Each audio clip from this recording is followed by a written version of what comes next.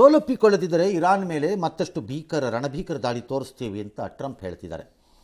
ಶ್ವೇತಭವನದ ಪತ್ರಿಕಾ ಕಾರ್ಯದರ್ಶಿಗಳು ಅವರು ಅದೇ ಮಾತುಗಳನ್ನು ಆಡ್ತಿದ್ದಾರೆ. ಪಾಕಿಸ್ತಾನದಲ್ಲಿ ಶಾಂತಿ ಮಾತುಕತೆ ನಡೆಯುತ್ತೆ ಎಂಬ ವರದಿಗಳೆಲ್ಲ ಕೇವಲ ಊಹಾಪೋಹ ಅಂತ ಅಮೆರಿಕ ಹೇಳ್ತಿದೆ. ನಾಟ್ ನೆಸೆಸರಲಿ ಅಂತ ಕಾಣುತ್ತೆ. ಇನ್ನು ಇರಾನ್ ನಿಮ್ಮನ್ನೇ ಸುಪ್ರೀಂ ಲೀಡರ್ ಮಾಡಿಬಿಡ್ತೀವಿ ಅಂತ ಆಫರ್ ಕೊಟ್ಬಿಟ್ಟಿತ್ತು, ನಾನೇ ಬೇಡ ಅಂದ್ಬಿಟ್ಟೆ ಅಂತ ಟ್ರಂಪ್ ಹೇಳಿದ್ದಾರೆ. ಸಾಹೇಬರು ಏನು ಬೇಕಾದ್ರೂ ಹೇಳ್ಬೋದು. 14 ವಿಮಾನ, 2, 4, 6, 8, 10 ವಿಮಾನ ಹೊಡೆದು ಬೆಳೆಸಿದವರು, ಮತ್ತು ಅದು ಯಾವುದೋ ಒಂದು ಯುದ್ಧನ ಸುಮ್ಮನೆ ಒಂದು ಫೋನ್ ಹಾಕ್ಬಿಟ್ಟು ಕ್ಲೋಸ್ ಮಾಡಿಬಿಟ್ಟೆ ಅಂತ ಅಂದವರು. ಹಾಗಾಗಿ ಸಾಹೇಬ್ರು ಏನು ಬೇಕಾದ್ರೂ ಹೇಳ್ಬೋದು. ಅವರು ನಾಳೆ ಬೆಳಗ್ಗೆ ಇದ್ದಕ್ಕಿದ್ದಂತೆ ಯಾವತ್ತೋ ಒಂದಿನ ಮೂಡಲ್ಲಿದ್ದಾಗ somebody called me from India, they wanted me to be prime minister of that country ಅಂತಂದರೂ ನನಗೇನು ಆಶ್ಚರ್ಯ ಇಲ್ಲ. ಅವ್ರಂಗೆ ಅಂದ್ಲೂಬೋದು. ಅವ್ರು ಬೇಕಾದ್ರೆ ಅವ್ರು ಏನು ಬೇಕಾದ್ರೂ ಹೇಳಬೋದು. ಅವರು ಆ ಸ್ಟೇಜಲ್ಲಿ ಇದ್ದಾರೆ ಇವತ್ತು ಅವರು. ಬಟ್ ನಾನೇ ಬೇಡ ಅಂತ ಹೇಳಿದೆ ಅಂತ ಹೇಳ್ತಿದ್ದಾರೆ. ಟ್ರಂಪ್ ಪ್ರಕಾರ ಮಾತುಕತೆ ನಡೀತಾ ಇದೆ, ಇರಾನ್ ಪ್ರಕಾರ ನಡೀತಾ ಇಲ್ಲ. ನನ್ನ ಪ್ರಕಾರ ಮಾತುಕತೆ ನಡೀತಿದೆ ಮತ್ತು ನಡೀತಿಲ್ಲ. ನಡೀತಿದೆ ಹೇಗೆ ಅಂದರೆ ಮೂರನೇ ದೇಶದ ಮೂಲಕ, ಮೂರನೇ ವ್ಯಕ್ತಿಗಳ ಮೂಲಕ. ಸಾಮಾನ್ಯವಾಗಿ ಮಾತುಕತೆ ಅಂದ ತಕ್ಷಣ ನಾವೆಲ್ಲ ಅಂದ್ಕೊಳ್ಳೋದು ದೇಶಗಳ ನಡುವಿನ ಅಧಿಕಾರಿಗಳು ಅಥವಾ ರಾಜಕಾರಣಿಗಳ ಮಧ್ಯೆ ನಡೆಯುತ್ತೆ ಅಂತ. Not necessary. ಅಂತಾರಾಷ್ಟ್ರೀಯ ಮಟ್ಟದಲ್ಲಿ ಕೆಲವು ಮಾತುಕತೆಗಳು ಯಾವುದೋ ಕೈಗಾರಿಕೋದ್ಯಮಿ ನಡೆಸ್ತಾ ಇರ್ತಾನೆ. ಆ ದೇಶಕ್ಕೆ ತುಂಬ ಪವರ್ಫುಲ್ ಆಗಿರಬಹುದಾದ ಒಬ್ಬ ಕೈಗಾರಿಕೋದ್ಯಮಿನೋ ಅಥವಾ ಇನ್ಯಾರೋ ಒಬ್ಬ ಬ್ಯಾಂಕರು, ಸಿರಿವಂತ ಅಥವಾ ಪವರ್ಫುಲ್ ಫೆಲೋ, ಆ ಥರದವ್ರು ನಡೆಸ್ತಾ ಇರ್ತಾರೆ. ನಾಟ್ ನೆಸೆಸರಿ ಸರ್ಕಾರಗಳೇ ನಡೆಸಬೇಕು ಅಂತಲೇ ಇಲ್ಲ ಬ್ಯಾಕ್ ಚಾನಲ್ ಡಿಪ್ಲೊಮೆಸೀಸಲ್ಲಿ. ಹಾಗಾಗಿ ಇಲ್ಲಿ ಯಾರೂ ಮಾತುಕತೆಯನ್ನು ಮಾಡ್ತಾ ಇದ್ದಾರೆ, ಯಾರು ಅಂತ ಗೊತ್ತಾಗ್ತಿಲ್ಲ ಮತ್ತು ಯಾರ ಜೊತೆ ಅಂತ ಗೊತ್ತಾಗ್ತಿಲ್ಲ ಅಷ್ಟೇ ಹೊರತು ಝೀರೋ ಅನ್ನೋದು ಇಲ್ಲ ಅನಿಸತ್ತೆ. ಹಾಗೆ ಮಾತುಕತೆ ನಡೀತಾ ಇಲ್ಲ ಅಂತ ಹೇಳಿದೆ.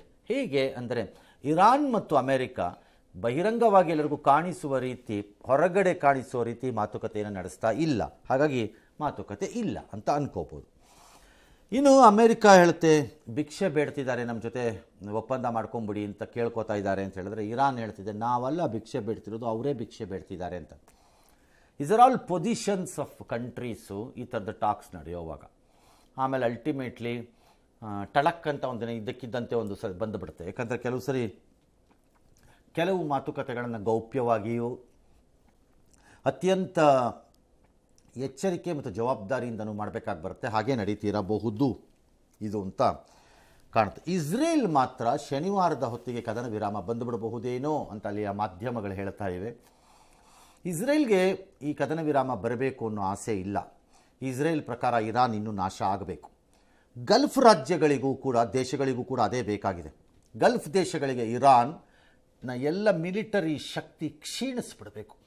ಅಲ್ಲಿವರೆಗೂ ಇದು ನಿಲ್ಲಕೂಡದು ಅನ್ನೋ ತೀರ್ಮಾನಕ್ಕೆ ಅವುಗಳು ಬಂದಂಗಿದೆ, ಪರ್ಟಿಕ್ಯುಲರ್ಲಿ ಯುನೈಟೆಡ್ ಅರಬ್ ಎಮಿರೇಟ್ಸ್ ದೇಶಗಳು.